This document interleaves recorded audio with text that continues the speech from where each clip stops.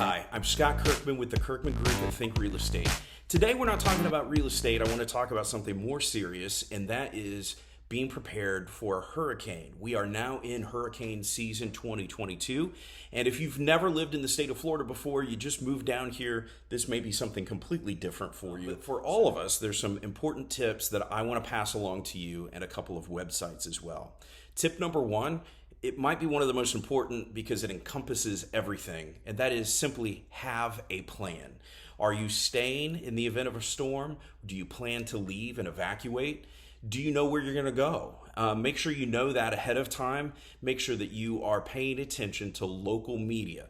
That'd be television and radio, and on the web as well. That those media outlets are going to keep us up to date. They're going to get word directly from the Emergency Operations Center, which is on top of the storm locally. So they're going to let folks know if it's going to be a direct hit, if not, if they're asking people to evacuate, or if they're asking people to shelter in place. During Hurricane Michael in 2018, I was in radio. I was working at WKGC, a local public radio station. I had to give that announcement.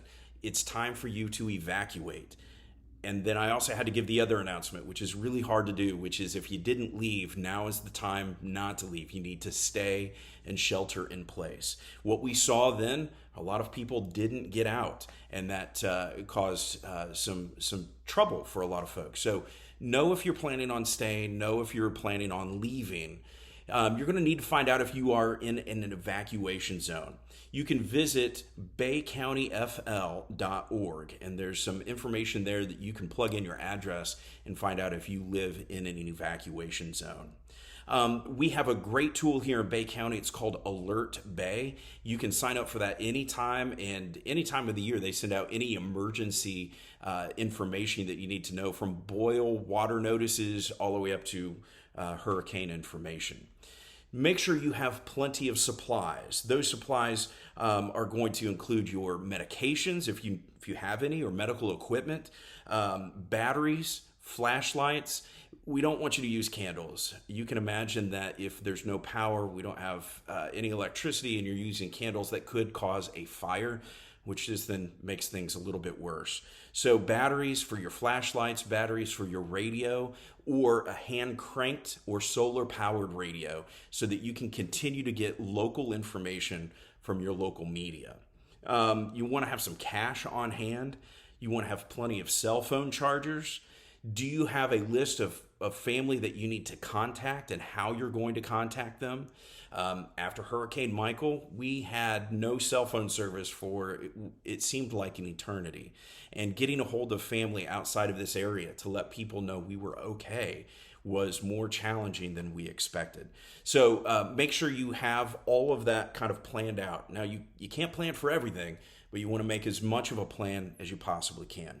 Of course, you want to make sure you have some stored water and food, that is, canned goods and bottled water, so that if you need that, you've got that. Make sure that you have some first aid supplies, some of the basics, bandages, antiseptic spray, those sorts of things. Make sure you've got plenty of that it's on hand in the event that emergency personnel can't get to you. Make sure that you have appropriate clothing, whether it's gloves, jackets, jeans, work boots, something that can protect your body as you are out there moving debris, if that's one of the things that you end up having to do. You want to make sure that you have preparations ready to go for anyone in your family with special needs, that you know where they're going and how they're getting there, or what is happening with them. The same thing is true for our pets. We don't want to forget about our pets during a hurricane either. So are they staying with you? Do you have a place to send them? What is your plan? And again, that's the bottom line. During hurricane season, just make sure that you have a plan. If you need more information about what a good plan is or what you need in a plan, again, visit floridadisaster.org, floridadisaster.org, and also baycountyfl.org. baycountyfl.org. Here in Bay County, we went through Hurricane Michael, so we've got a lot of experience and a lot of understanding. They've put some good stuff on their website as far as what to prepare for before, during, and after the storm.